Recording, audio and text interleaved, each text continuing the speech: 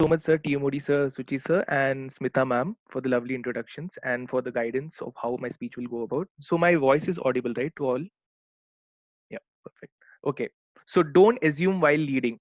So first, I'll start with a quote of John F. Kennedy. It says, "Learning and leadership are indispensable to each other."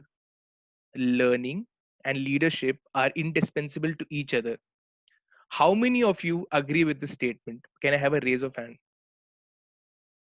Yeah, I can see most of the people raising their hands, right? But it might just seem contrary. Oh, a person who's become leadership has to have some kind of experience, and when he becomes the leader, he's expected to do everything right, right? That's what is expected of a leader. But that's wrong. And that's what I'll tell you. So leadership, person who's in leadership position has to keep learning, keep evolving. So I'll take you back to the journey wherein I joined Youth for Seva, an NGO, which basically helps all the people in various aspects, right from food delivery, communication, helping the blind, helping the mute people, and all these things. So while I was in March 2019 and the lockdown just began, you remember that time, right? When the lockdown just was about to start, I got an offer from Youth for Seva telling that you can have a leadership position for guiding sound recording for blind students. So I'll tell you what sound recording for blind students are. That blind students can't read the NCRTs given in their schools, right? They can't read. So Youth for Seva was planning a thing for these blind students wherein all the lessons that are there in the NCRT textbooks will be recorded, and those recordings will be shared with them so that they can learn the topic from the book, and they don't have to have that braille script. Instead of doing that, they can take it as an audio book and learn all the chapters. I said, very interesting project, I love to do that. So I took on the leadership position. Now in my Jayanagar cluster, there were 12 people under me whom I had to allocate work and basically allocate the books so that they can record audio for that. I thought that will be easy. It's an easy job, right? I'll go ahead with it. And when I took on the role and I was about to give it, there was a group that was made, a WhatsApp group that was made with these 12 people, and I being the admin of the group. Now, that's where the problem started. What I usually like to prefer is meet individually each and everybody and talk to them and understand what they really love to do or what their good skills are, what they really like. But because of this lockdown, there was no face to face meeting.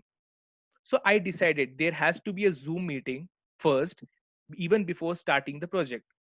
So I gave the Zoom meeting. I asked for a suitable time with all my members, but they said, no, we don't have a time. When I tell Saturday, somebody says I'm working on Saturday. And I told Sunday morning, some people had Saturday, Sunday as their shift, Monday, Tuesday as a holiday.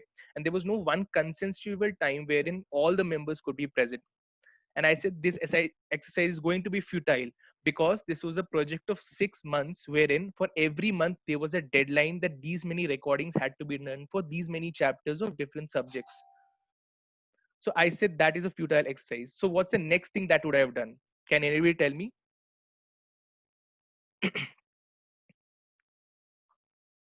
Tie up with some volunteers who's willing to do that activity, probably No, with an organization yeah, or yeah, something. yeah. I can completely do that, but the Youth for Seva NGO actually allocates me volunteers, and I have to lead them. So I don't have the option Okay. of choosing the volunteers. So what I could have done, I had to know everybody, and I could not do a face-to-face meeting, and it's COVID, and nothing is possible. So exactly, ma'am, what Smita ma'am and sir did with me, they WhatsApp me individually, right? And then they wanted to know details, right? I had to do that. So even when I wrote in the group, nobody responded. And to be really honest, I should not say these things, but people come to NGO for certificates and getting some recognition so that they can show it in a workplace. Nobody actually comes for doing the work. Might be a shocking thing, but that's how a lot of things work in life. People only come for the end result. So I had to WhatsApp them individually to know what their profession is, right? That's the first thing I wanted to do. Now, can anybody tell me why I wanted to know the profession of the person before even asking them anything else?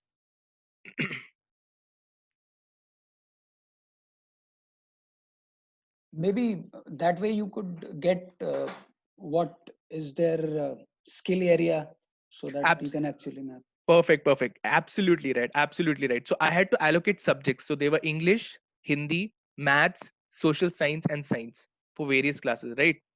I had to understand whether that's a commerce person, whether that's a science student, whether it's a literature art student. I had to understand that. I just could not straight away allocate the subjects to them. So that's the first thing I wanted to know. And then I had a lot of personal conversation with them just to build that rapport building and build that personal connect with that person. So I was doing all those things. And then after knowing, I had to be I have to give a lot of instructions. So as I told you, it was a recording for the blind students. Now when you're recording for the blind students, when they are blind, when the person is blind, actually there's one thing, their hearing is very sensitive. Okay, they when we hear a recording and when they hear a recording, it's a completely different case. They are so attuned to hearing that even the smallest disturbance, it's so amplifying that the main voice could be a disturbing thing. So I had to give them special instructions in order to make them understand how they go about recording those chapters. So the first thing I did was make a complete flow chart, a PDF kind of thing, because I understood that talking to them is a futile thing. So I made them a flow chart, and in each chart, I made them understand, okay, the first thing is you have to sit in a position where there is no noise disturbance, absolutely nothing, not even the fan on. You have to sit in a position that's completely closed, right? And the best thing would be to actually use an earphone while recording, like I'm doing right now, because when you use this earphone and when you use this and you plug it into the system, there's no external disturbance that can enter the mobile phone. So when you are doing this, only your voice is coming and no external disturbance is coming. So I told them very specifically, you have to do these things, and made a complete flowchart and send it to them. Then what happened is every chapter had to be recorded in one audio, like for 30 to 40 minutes. I had clearly told them you have to read it line by line. When equations and formulas come, you have to say C6H12O6 gas, you have to explain that and completely do it. Everybody is like, perfect, we can do it. Every thumbs up came in. And then everybody sent me the first recording of the first chapter. And you know what happened? Everything was horrible. Whatever I had told, nothing worked. Nobody listened. There were people who had switched on their fan and the voice was coming and everything was coming. And then you tell me what I would have done. Like, everything went wrong, and for me, if I have to send that recording to the final product, it has to be of quality. So what could I have done in that point? If you could edit it somehow, or more importantly, make them understand why are you asking what you're asking. Perfect. So I edited, as Girish had told her, edited some of the recordings where I could, wherein the voice was not important. It was at the end. The disturbance was at the end, but when it was in the middle, I could not do that, and I had to explain them. Now I understood. However, I explained them, they are not understanding. So what can I do? So I told them, okay, listen, you know what you do is just record for 2 pages and send it to me. Okay. So what I did was, instead of recording the entire chapter, I broke down into pages. Now, I'll tell you the advantage of doing this. Even if there is a correction, they will not mind doing a 5-minute recording again. But when I tell them to record a 30-minute again, it's a disaster for me. So instead of just making them understand the importance, which I did, which not many people will understand, it's breaking them down into smaller things and telling them. Then I did some recordings on my own of 5 minutes and told them, okay, hear this and tell me what are the things you are able to learn from that. So then so I had to tell them individually and do that. So that's the thing. So there's a 360-degree evaluation form. So I basically gave them 5 options: clarity of instruction, workload assessment, how deep the explanation is, language connectivity, and is time allocated properly for the work. Okay.